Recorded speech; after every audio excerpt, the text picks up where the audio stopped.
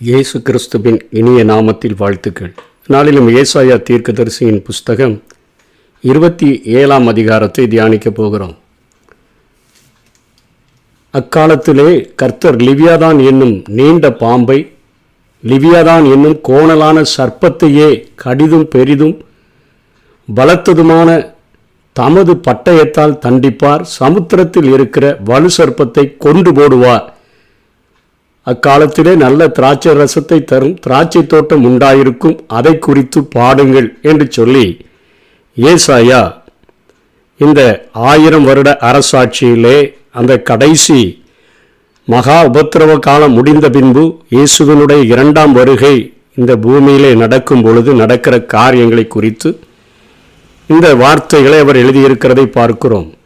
Leviathan என்னும் நீண்ட பாம்பு, கோணலான சர்ப்பம் என்று சொல்லப்படுகிறதே, இது யோபுவிலே 44ஆம் அதிகாரத்தில் முழுவதுமாக இதை குறித்து சொல்லப்படுகிறது. 1ஆம் வசனத்தில் லிவியாதானை தூண்டிலினால் பிடிக்கக்கூடுமோ, அதை நாக்கை நீ விடுகிற கயிற்றினாலே பிடிக்கக்கூடுமோ என்று சொல்லி 34ஆம் வசனம் முடியும் பொழுது அது மேட்டிமையானதையெல்லாம் அற்பமாய் எண்ணுகிறது, அது அகங்காரம் உள்ள ஜீவன்களுக்கெல்லாம் ராஜாவாய் இருக்கிறது என்றார். அதாவது மேட்டிமையாக இருக்கிற, அகங்காரமாக இருக்கிற எல்லாத்துக்கும் ராஜா என்கிற ஒரு தீமையினுடைய மொத்த உருவமாகிய சாத்தானை குறித்து இங்கே ஆண்டவர் சொல்லுகிறார்.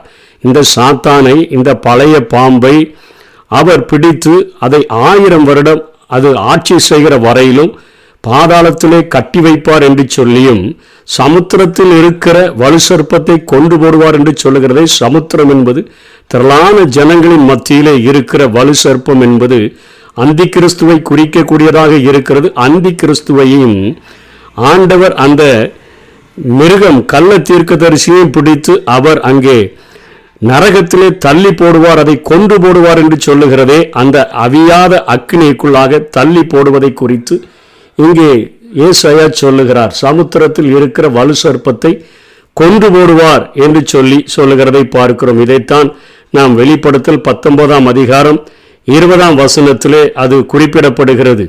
அதே போல 2ஆம் வசனத்தில் அவர் சொல்லுகிறார், இஸ்ரவேலை குறித்து அவர் சொல்லுகிறார், அக்காலத்திலே நல்ல திராட்சை ரசத்தை தரும் திராட்சை தோட்டம் உண்டாயிருக்கும்.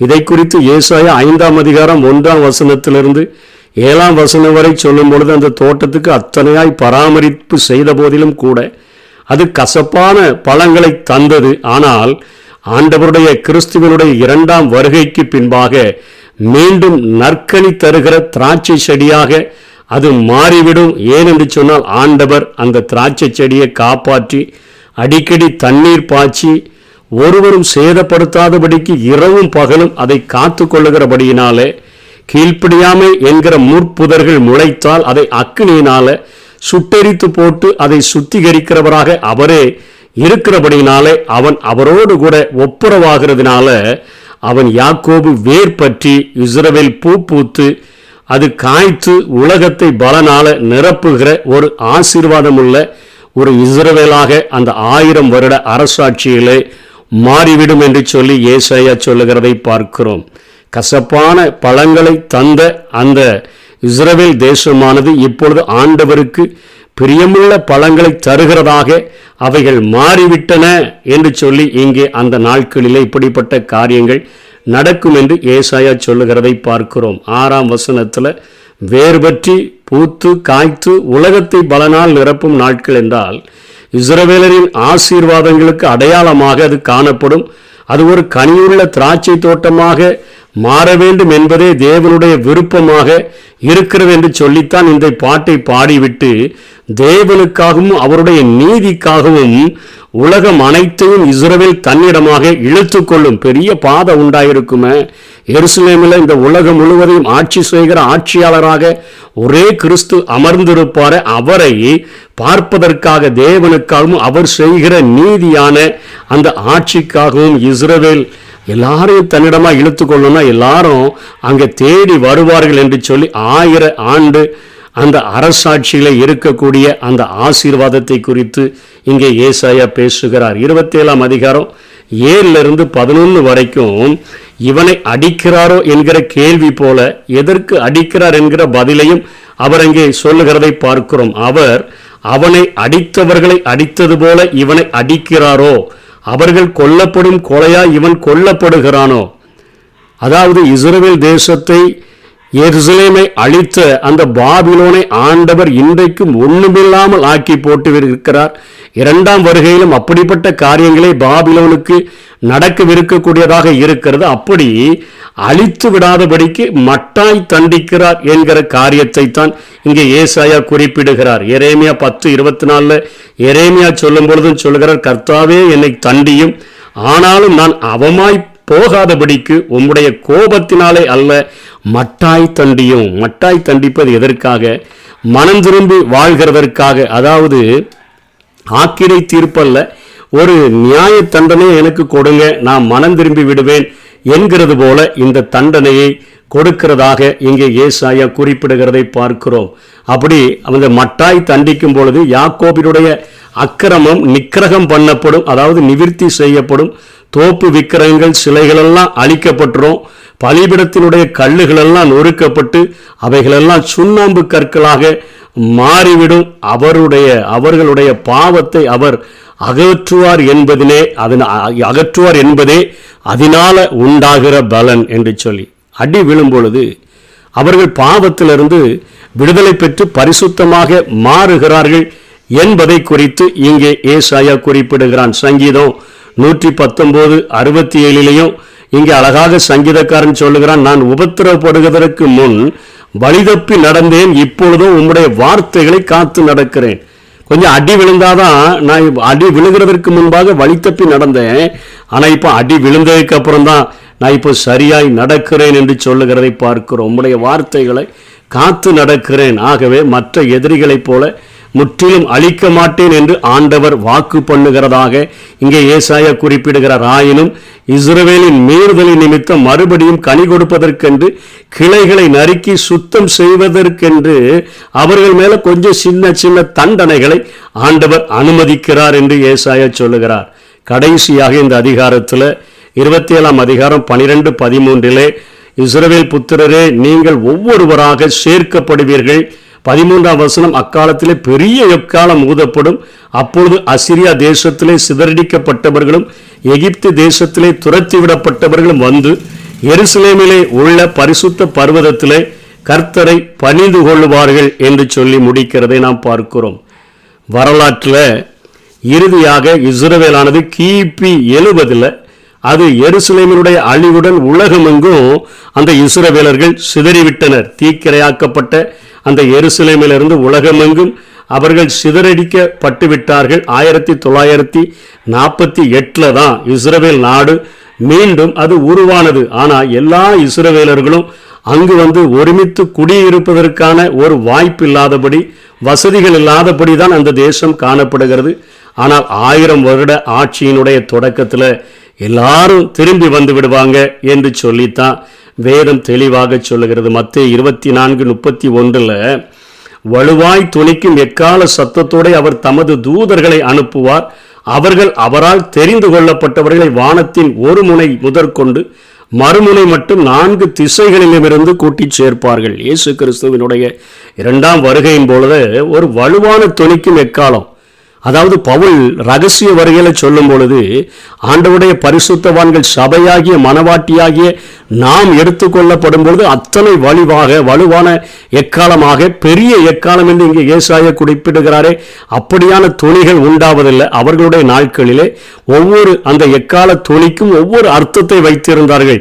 யுபிலி வருஷத்திலே தொனிக்கிற எக்காலத்திற்கு ஒரு சத்தம், இப்படி என்று சொல்லி பல வகையான காரியங்களை, யுத்தத்துக்கு ஜனங்களை அழைப்பதற்கென்று ஒரு சத்தத்தை யுத்தத்தை வைத்திருந்தார்கள். இந்த வலுவாய் தொனிக்கிற பெரிய எக்காலம் என்பது இறுதி அந்த இரண்டாம் வருகையில் ஆண்டவர் ஒரு மகா பெரிய யுத்தத்தை இந்த பூமியில நடப்பிக்க போகிறார் என்பதை காட்டும் வண்ணமாக தான் இந்த வலுவாய் தொனிக்கிற அந்த எக்கால தொனி தொனிக்கும் பொழுதுதான் இஸ்ரவேலர்கள் 4 திசையிலிருந்து கூட்டி சேர்க்கப்படுவார்கள்.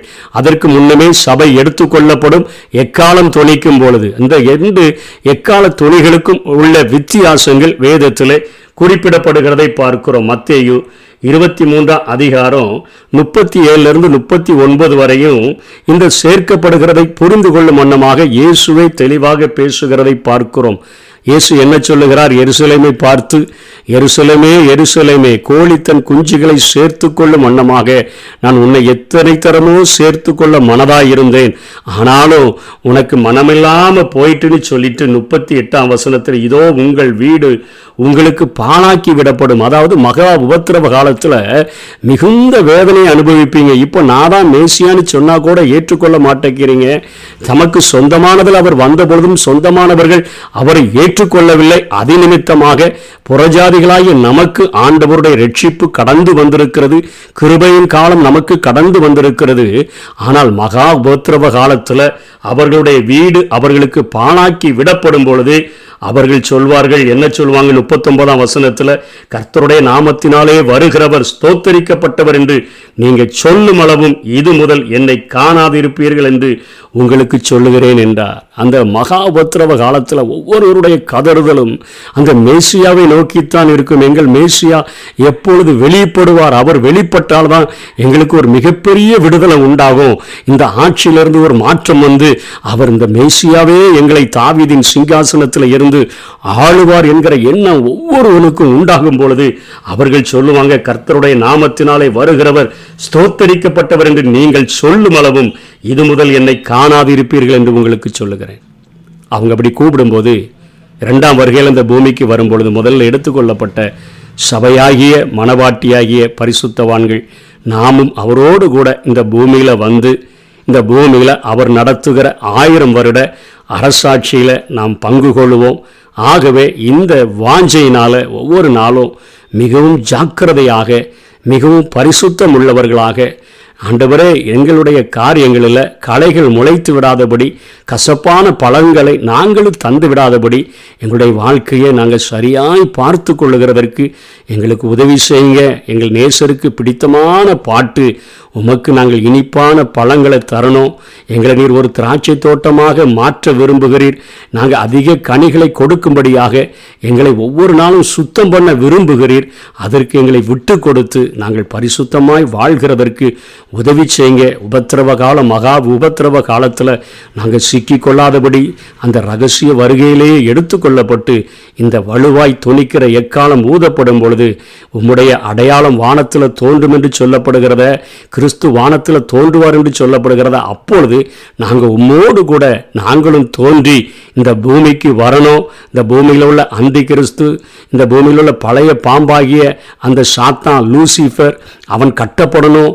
அங்கே மிருகமும் கள்ள தீர்க்கதரிசியும் அந்த 2ஆம் மரணமாகிய அக்னியும் கந்தகமும் எரிகிற கடலில் தள்ளப்படணும். நாங்கள் என்றென்றைக்கும் 1000 வருடங்கள் உம்மோடு கூட இந்த பூமியில் அரசாளணும்.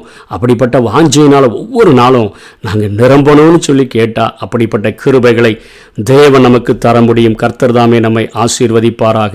ஆமென். என் காலை தள்ளாட